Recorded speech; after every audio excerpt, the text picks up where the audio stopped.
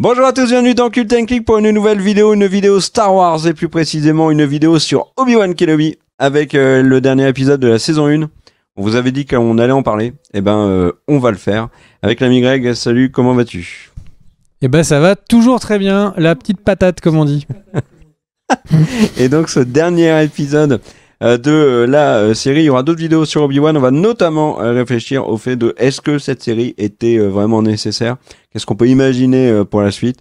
Est-ce que cette vidéo critique de l'épisode était nécessaire ? La question est ouverte, vous avez 2 heures dans les commentaires. Alors voilà, on va se faire un gros focus sur le dernier épisode qui était attendu, parce que la série avait soulevé énormément pas de questions et on avait vraiment hâte de savoir s'il allait vraiment se passer des choses ou pas et quel allait être vraiment le fin mot de l'histoire de cette série Obi-Wan. Tu commences à donner ton avis, mon cher Greg, vas-y. Nous t'écoutons tous avec énormément d'attention. Moi le premier. Menteur. Et du coup, à quoi sert cette série ? Je ne sais pas. Je suis très content qu'elle ait existé. Je suis très content d'avoir revu Ewan McGregor, Hayden Christensen, comme ça, faire de petits tours de moulinet. Mais à quoi ça a servi ? Je ne sais pas. En quoi ça fait avancer l'histoire de Star Wars ? Je ne sais pas non plus. C'est-à-dire qu'en fait, la série a des qualités et des défauts qui sont innés et elle n'arrive jamais à s'en défaire. C'est quoi les qualités et défauts dont je suis en train de parler ? C'est qu'en fait, le défaut principal, c'est qu'on connaît l'avenir de ces personnages. Donc Luke, quand il est en danger, c'est pas grave. On sait qu'il va très bien en fait après. Donc du coup, les enjeux ne sont pas très intéressants. On sait bien que Obi-Wan il va pas mourir enseveli sous des tonnes de rochers par la main de Dark Vador. Donc c'est pas un enjeu incroyable. Et de l'autre côté, les qualités, c'est qu'on a vraiment envie de revoir Dark Vador. On a envie de voir Obi-Wan. On a envie d'avoir les deux qui discutent. Le problème, c'est qu'en fait, on a déjà eu ce combat entre Obi-Wan et à l'époque Anakin sur une planète de lave avec un combat qui était avec une musique complètement épique, un combat complètement épique. Et là, on a une version. Alors, je sais pas si c'est un problème de télé, mais moi, la deuxième moitié de l'épisode, c'est le noir complet. C'est Game of Thrones, la bataille de Winterfell. C'est quelqu'un a éteint vraiment. Je voyais des réflexions comme ça de bouts de casque. C'était extrêmement bizarre. Et puis d'un seul coup, quand il faisait jour, c'était normal. Donc, est-ce que c'est... Alors, j'ai vérifié sur une deuxième télé. Pareil, on voyait rien. Donc, je sais pas si vous avez eu la même expérience. Alors, du coup, j'ai monté la luminosité de ma télé à balle. Et c'était pas fameux. Et du coup, donc... Bref, passons. Le truc, c'est qu'on a des espèces de redites qui sont intéressantes. Dans le premier combat, c'est Obi-Wan qui a l'avantage stratégique de la hauteur. Là, c'est l'inverse. Là, c'est Dark Vador. Enfin, on sent qu'il y a un travail, il y a une commémoration en fait de cet héritage de Star Wars qui est important. Mais du coup, à force de ne pas vouloir changer le lore, du coup, on ne fait pas grand-chose et c'est un problème. C'est une série... En fait, c'est ça qui est très étrange, c'est-à-dire que j'ai envie d'en voir une saison 2, mais pour savoir s'ils vont réussir à faire mieux. C'est content déçu qui résumerait en fait le mieux cette série. Ce combat de sabre laser est parfois sympa, parfois moyen. Globalement, je pense pas qu'il sera dans mon top 3 des plus grands combats de Jedi. La musique, elle est passée où ? C'est pareil. Est-ce qu'en fait, j'ai pas eu la version avec les musiques de Star Wars que tout le monde devait avoir ?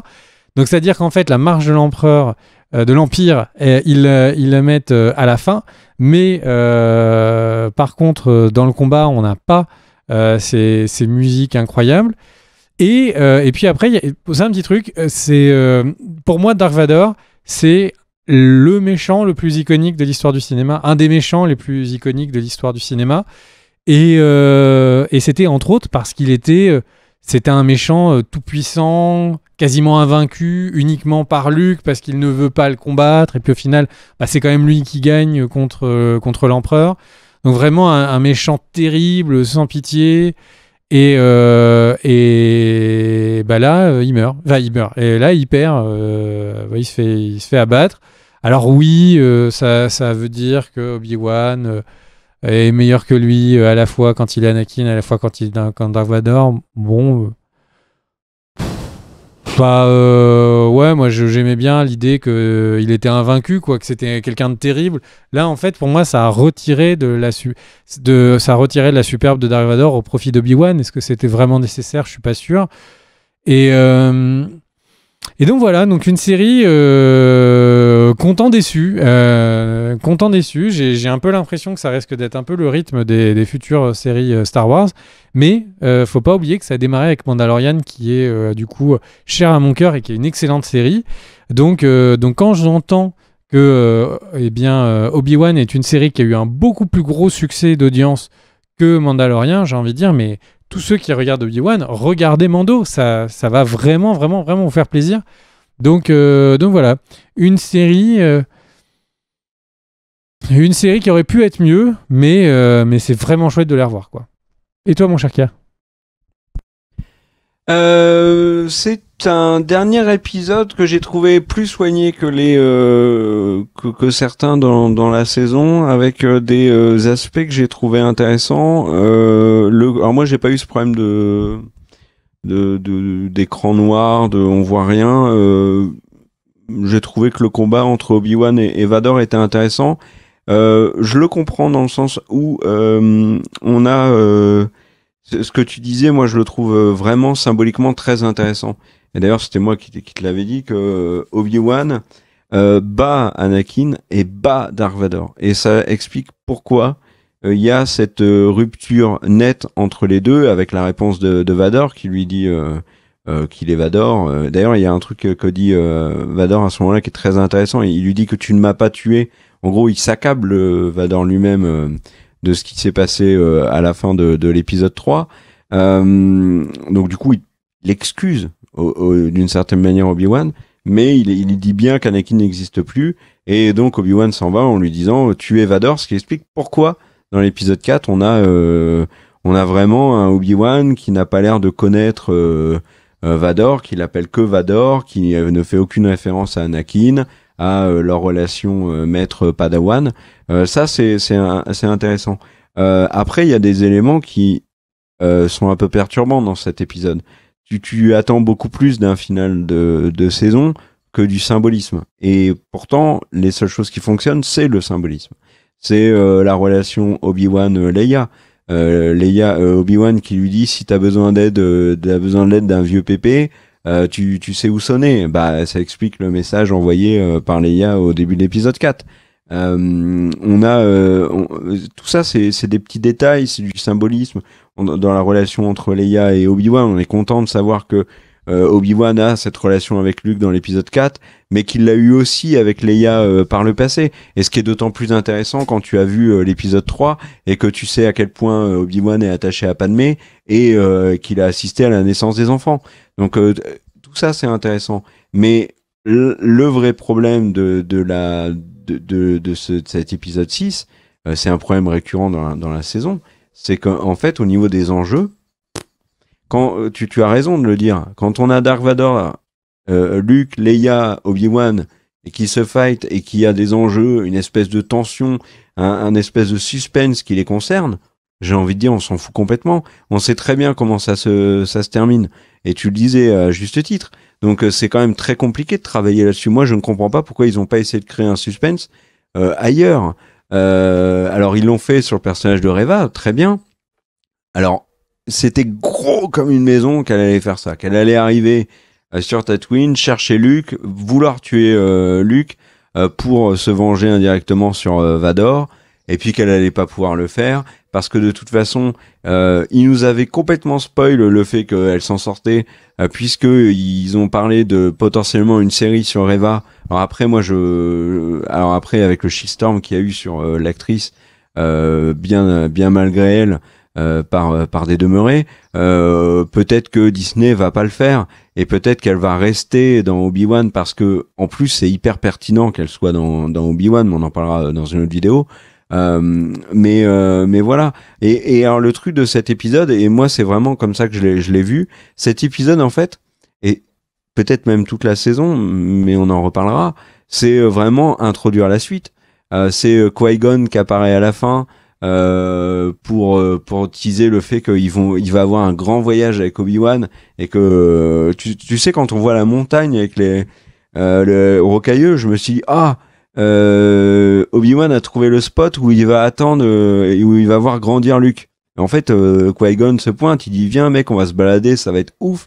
Et au final, tu comprends qu'il y a une suite et que la suite, elle est pas du tout dans les montagnes, peinard en train de manger les cailloux. Donc cet épisode, voilà. Il y a du symbolisme par rapport à l'épisode 4. Il y en a sur la prélogie. Il y a des scènes qui, par exemple, très clairement, Luke, on comprend que Owen et sa femme le considèrent comme leur fils. Comme du côté d'Alderaan, on a les parents de Organa, voilà, les Bail Organa par exemple, ils considèrent Leia comme leur fille. Et puis on voit un peu le côté rebelle de Leia qui apparaît dans cet épisode et qui justifie pourquoi elle est un peu rebelle aussi, un peu. C'est pourquoi elle est complètement rebelle par la suite. On a aussi la naissance de la rébellion pour le coup avec Roken. Mais c'est pas inutile. Franchement, pour le coup, c'est pas inutile ce qui se développe dans l'épisode 6. La vraie question qu'on se posera, c'est est-ce que la série en elle-même est utile parce que des petits éléments, alors que peut-être on aurait pu faire beaucoup mieux, c'est pas la même chose. Mais là, par exemple, il y a des trucs qui vont pas. Tu disais les enjeux, je suis d'accord avec toi. Faire revenir le Grand Inquisiteur dans l'épisode 5 pour lui donner un rôle si transparent dans l'épisode 6, je vois pas l'intérêt. Enfin voilà, il y a plein de choses, mais visuellement il y a des scènes qui sont vraiment réussies. Reva est bien. Je trouve que Kenobi et Ewan McGregor est quand même vachement plus investi, je trouve. En tout cas, enfin, moi je trouvais, et je l'avais fait la critique dans les 2 premiers épisodes, je crois, ou peut-être les 3, enfin je ne sais plus, les 2 premiers. Bon, on s'en fout. Mais je disais que je trouvais que Ewan McGregor était pas assez investi dans le personnage, qu'on sentait vraiment qu'il portait qu'il s'en moquait un peu et que ça se sentait dans cette nonchalance, qui est en fait une mauvaise lecture, puisqu'en fait c'était juste le personnage de Kenobi qui était usé. Et là où on le sent plus investi, beaucoup plus investi, parce que son personnage l'est, McGregor répond très très bien. Donc voilà, je trouve que le dernier épisode est pas mauvais. Alors moi, il y a un truc aussi que je veux dire, c'est une remarque que je me suis fait depuis le début de la saison, c'est qu'ils ont casté des gens importants, enfin des acteurs quand même importants. Alors t'as quand même Kumail Nanjiani qui est dans Eternals et compagnie, qui a un rôle au final très secondaire, ils en font rien. T'as Oshie Jackson Jr. de Uta Compton, qui est le fils de Ice Cube, non? Oui, c'est Ice Cube.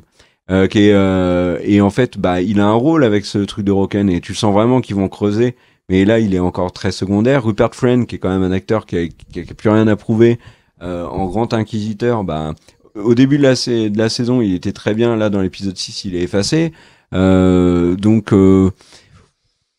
T'as quand même un épisode avec Joel Edgerton qui est quand même une pointure, tu peux un peu mieux le travailler. Puis à l'image, j'allais venir dessus, tu lis dans mes pensées, mon cher Sylvain. Palpatine, mais c'est un pur caméo en fait. Ça sert à. Alors oui, bien évidemment que ça a une utilité parce que t'as déjà Palpatine qui est en train de dire que Vador, il a toujours des sentiments, etc. Mais ça, c'est quelque chose qu'on voit déjà dans la première trilogie, dans l'épisode 4, 5, 6. Donc et qui conduira Vador à dézinguer Palpatine. Mais enfin, il savait pas qu'il y aurait des clones, etc. Et qu'au final, il y allait avoir une trilogie suivante catastrophique. Mais Vador ne pouvait pas tout savoir.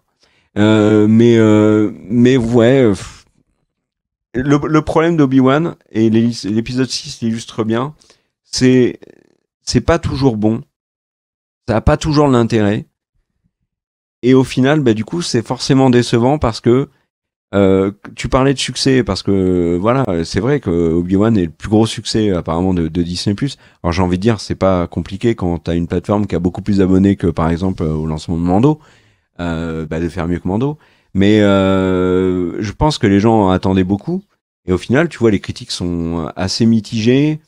Il y a plein de gens qui sont hyper déçus du final de la saison. Donc, est-ce que la mission est remplie avec ce final? Est-ce que ça sauve les meubles de la... On a vu mon genou qui est apparu. Est-ce que le final sauve la saison? Non, par contre, je pense que ça introduit une saison 2 qui peut-être a de l'intérêt. Et ça, c'est pas inutile. En dehors de tous les clins d'œil, etc., qui, en effet, au niveau du symbolisme, sont intéressants. Voilà mon avis sur l'épisode 6, mon cher Greg. Tu vois, t'es pas attentif, écoute, t'es parti.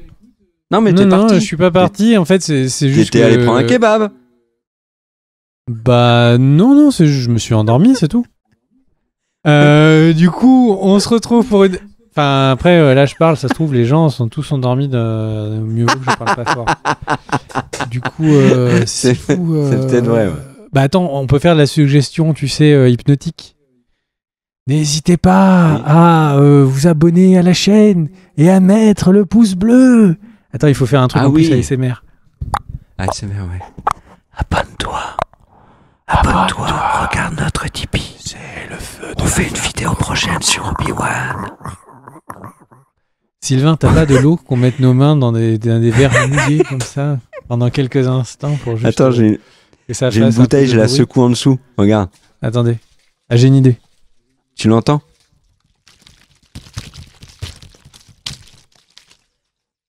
Il y a d'autres vidéos sur la chaîne. Il y a Umbrella Academy. Retrouvez-nous bientôt. Des bisous. Dormez bien. Et surtout, dormez bien. C'est beau. Les gens vous aiment. Au revoir. La vie est belle.